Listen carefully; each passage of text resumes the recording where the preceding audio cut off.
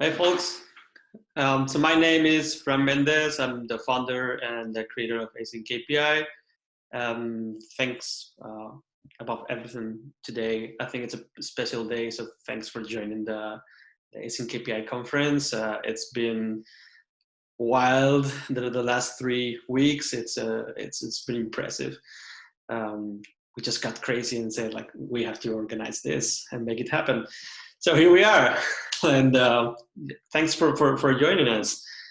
Today, I would like to introduce a little bit to those who are not very aware of the past of AsyncAPI, where it's coming from, right? Like not just what we're doing or what we're gonna do, but understanding the past is also nice, right? So yes, as I said, so my name is Fran Mendez. You can follow me on Twitter and or just send me an email if you have any request. That's my beautiful me when I was still beautiful and had some hair, not crying. And yeah, so let me go a little bit back in time and explain where AsyncAPI is coming from, right? So a few years ago, I think it was 2017, I was working at a company with a friend of mine, Bruno Pedro. We were working at a company called Hitch, or it's also known as API Changelog. That was the name of the company and the feature. So we were an API Changelog, so it was cool. That evolved over time into a full API documentation and API support product, and that was actually super cool to build that. But to the point today is that, as you can imagine, building a changelog itself, a changelog is a system, an evented system, right? So it consists of different events, like an endpoint has been created or something has been changed. So it's always talking about events. So our architecture as well was consisting on event-driven architecture. At the time, we were using RabbitMQ, and if you go back to version 1 of AsyncAPI, you will notice that there was a strong bias towards AMQP 091, the protocol powering RabbitMQ, and yeah, it was like it was enough for us, right, to do the job for us. So yeah, the cool thing about working at Hitch and with a friend of mine and working on this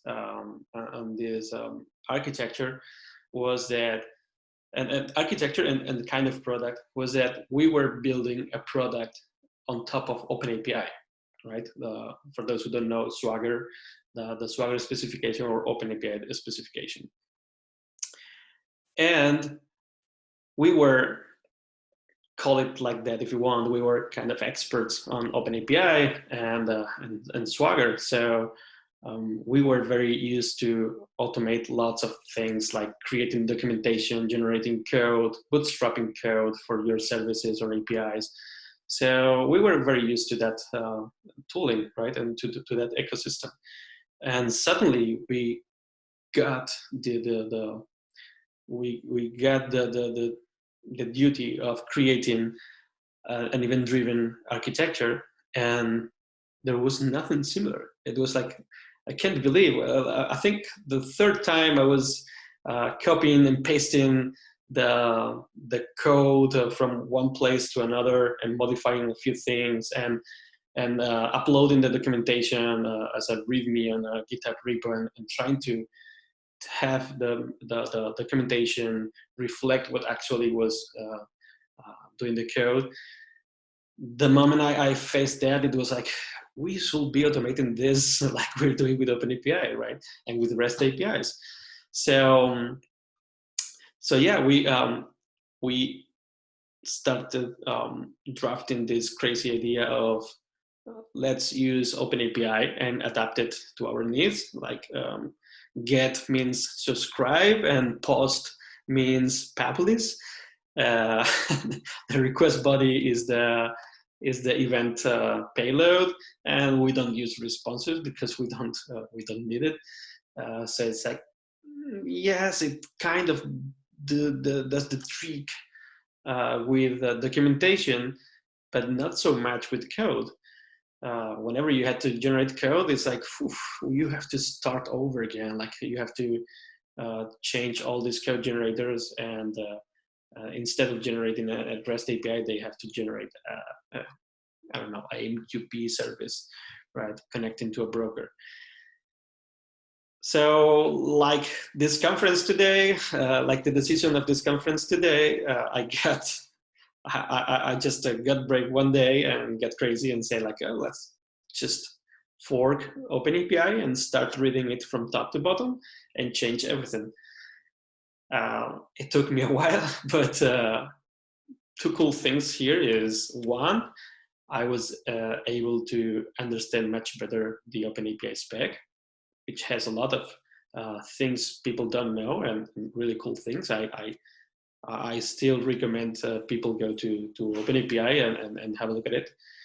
And the second thing is that I managed to abstract the design of the spec, or at least I tried the design of the spec to suit not just my AsyncAPI services, but also some MQTT services, and try to do something that could be useful for everyone, right?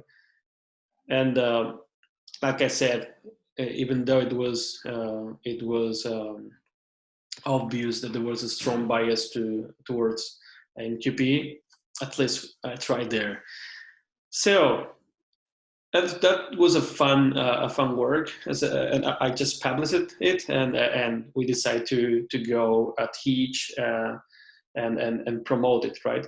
So at Hitch we had something called API chats, and here you can see me, a younger version of myself, together with my friend Bruno Pedro, who actually inspired a lot of the things, including the name AsyncAPI. So yeah, we presented this API chat one day. I actually don't remember the date, but it was like around 3 years ago, and introduced AsyncAPI. So that's pretty much like, where is it coming from? I hope you enjoyed the let's say the origins of AsyncAPI. There's a lot of more story behind it. Like I just tried to summarize a lot, and but I think it's always cool to get back and remember the funny stories, the old stories, right? It's only just 3 years ago, but it seems like a life has happened in the middle, right? So I would like to go from past to present and then go to future and explain what are the plans for the AsyncAPI initiative, not just the spec.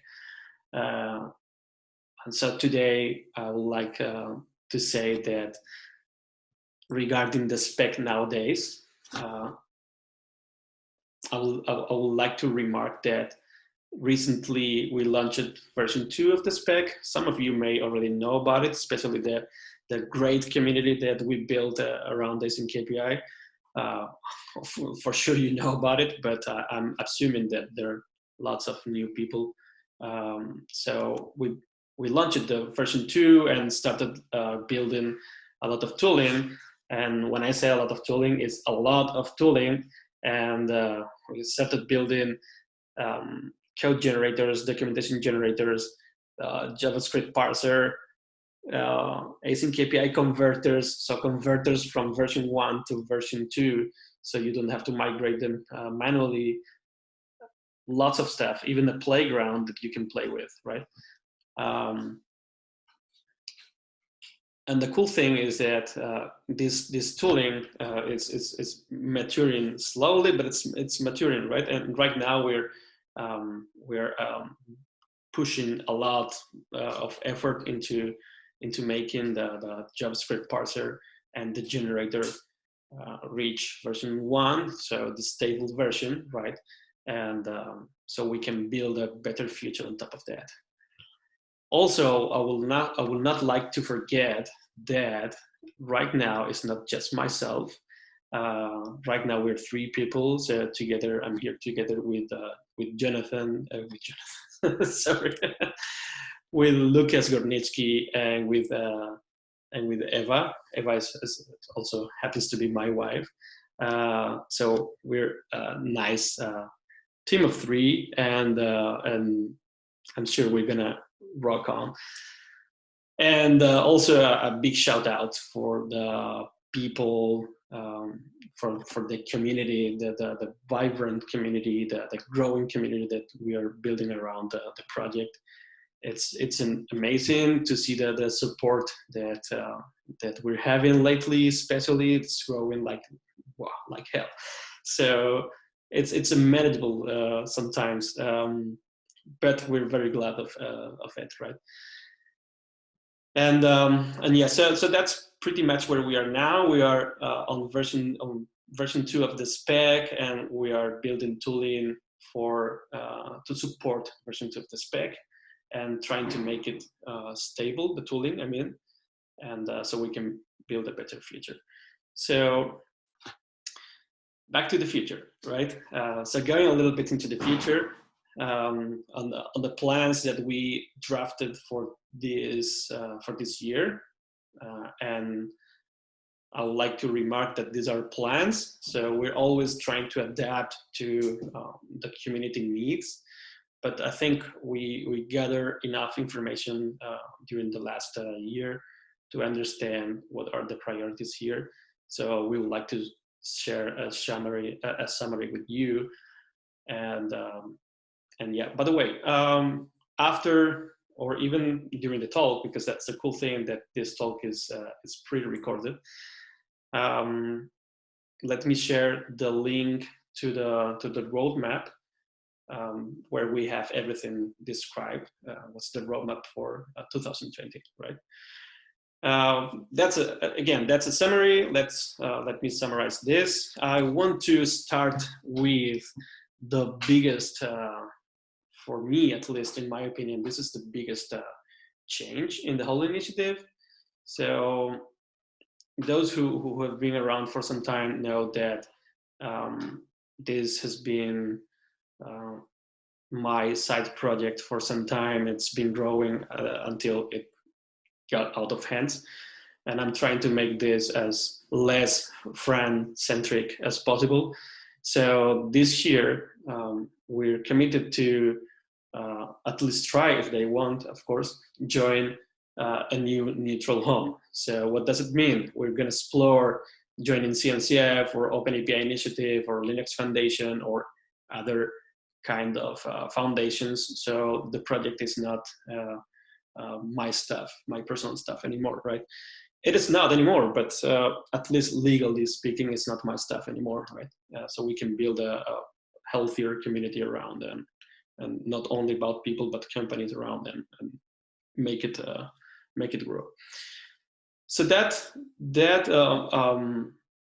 point is actually part of a bigger goal that's what we call it, of trying to make AsyncAPI the standard specification for event-driven architectures. We want to become the standard for that.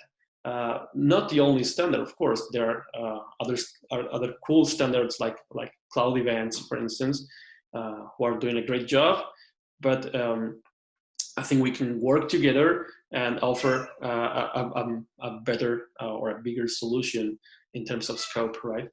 I have my 2 cats here around, so maybe you hear them. So yeah, was saying that that's the one of the biggest goals. Let me jump into the next one. So tooling is always a priority for us, especially lately that we have stable or a version of the spec that we're happy with. which is the version 2.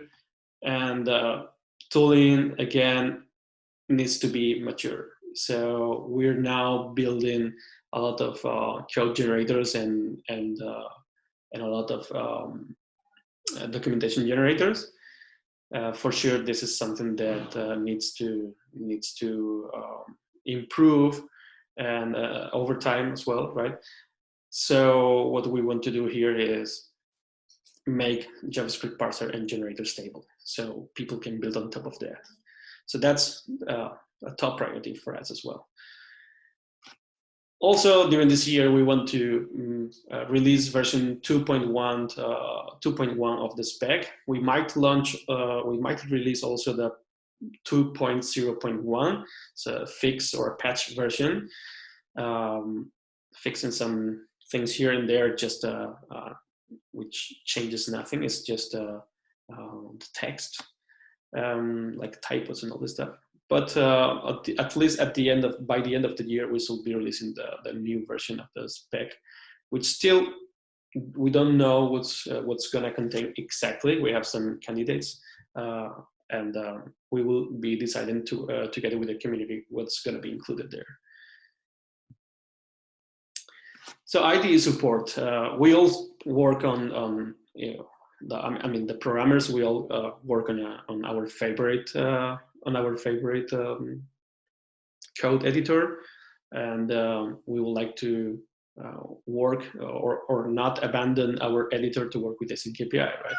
And to have features like autocompletion and linting, for instance, like the tool that the folks at Stoplight are building.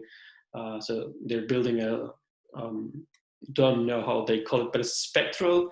Is a spectral plugin for AsyncAPI, and it's pretty cool because it lets you lint your AsyncAPI file, and instead of getting errors like syntactical errors, you'll get recommendations of things that will be better to do it in another way, even though they're valid. I'm terrible explaining the spectral tooling. Sorry, guys. So yeah. Building better IDE support, like Visual Studio Code extensions or IntelliJ IDEA plugins, so you don't have to abandon your IDE and start building a better ecosystem there. That's so documentation has always been my passion as well. I assume and I recognize that I didn't have enough time, or I didn't put enough love on the current documentation, even though it's not that bad. But we need to do better. If we want people to adopt AsyncAPI, we need to be building tutorials, better guides, online courses, webinars, like all kind of documentation. Even the reference itself needs to be better. Examples, like lots of examples. We're gonna be targeting this year, and if we are and if we manage to do it well, like we're thinking, like it's on our heads, this must be a really nice experience and a really pleasant experience to start getting started with AsyncAPI and getting up to speed and until you have something. So this is also one of our priorities for this year. And last but not least is team tooling. What do I mean by team tooling? So far we've been seeing all the generator, the documentation generator, code generator. That's cool for solo developers. Like you can do stuff and maybe you share it via other mediums, but it's only for you. So we would like to create something that's for the teams, to work with AsyncAPI, because in the end, event-driven architectures are distributed architectures, and most probably it's a distributed team who's managing that. So yeah, not entertaining you more. Let me jump to the next slide, which I think it's to me is the biggest thing of the talk today. Let me introduce AsyncAPI Hub. So AsyncAPI Hub is like an evolution of our current playground, and we've been using the playground ourselves, and the playground has its limitations. Like, for instance, we wanted to save our own files in the playground, and it was like, not really. It's not possible, because then you will have to manage permissions, accounts, team settings, all this stuff. We did it. So we did it. Just to make it clear, as always, and following our passion for open source, AsyncAPI Hub is going to be open source as well. It's not yet public. We're going to open source it probably around next month, or next week, or in 2 weeks. So yeah, stay tuned. And let me start with a little bit of a demo. Let me change the screen that I'm sharing. Okay. Cool. So here's an example of the current hub, AsyncAPI Hub. You can find it on hub.asyncapi.io, so following the signature that we're using for the playground. And as you can see here, it looks pretty much like the playground, but it has enhanced capabilities. Like, for instance, instant validation here. So whenever you use something that you don't, or you mistype something, or you do something that is not AsyncAPI valid, it tells you the error right into the editor. This editor is the one that's powering Visual Studio Code, so it's pretty cool. And you can see here that it tells you the error, so you can fix it, right? Let me fix it back. Cool. So one of the things that also allows you to do this one is we have a button here that says save. Where is it going, right? Where is this save going? So let me first show you this tab here, directory. So we have the concept here of organization, project, and AsyncAPI files, right? So the thing here is that I didn't create anything in advance, so you can see the whole process. I'm going to create a new project, and my organization is called Smarty Lighting. For those who have seen my example with street lights, this is the name of the fictional, or the fake company. So let me create the name of the project, Streetlights. Create. And it says there's no async APIs to show yet. We're filtering by streetlights here, and there's nothing. So let's create one. Let's create an async API on the streetlights project, and I'm gonna call this streetlights API. Okay. So we create the streetlights API, and it goes straight back to the editor. But this time you can see the path here, the breadcrumb with the streetlight API open.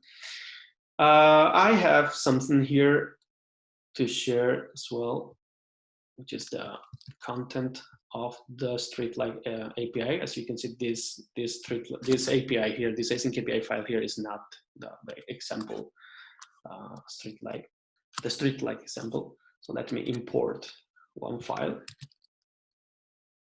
from our examples on the repo, on the GitHub repo. And ta-da, we got the async API, the streetlights API. Let me save it. So cool, sets down. Cool thing you can do as with the playground, you can always download these HTML docs on the right side, or you can download this Markdown. We will add more stuff here, like code generators and all the stuff. And the cool thing here is that you can see now in your directory that you have a Streetlight API. So that means that you can use this platform, this product, to store your async API files that you play with, and you can, if you come here, you will see that your organization has members, And in my case, I invited Eva to join my organization. So Eva will also, if Eva joins the product that the AsyncAPI have, she will be able to see my the Streetlight API that I just created. So we can collaborate. Both of us can collaborate on that, and also you can send invitations to other people. So that's pretty much the demo for that's pretty much the demo for the AsyncAPI Hub today. I hope that you are as excited as I am for this new addition to the AsyncAPI tooling. That's what I like to call it, right? And I think that's it. Let me spend some time now with you online live to answer some questions if I still have time, which I have not controlled how much time I have been talking. So so thanks for attending, and I hope you enjoy the rest of the conference. I'll be online and happy to chat. Thanks.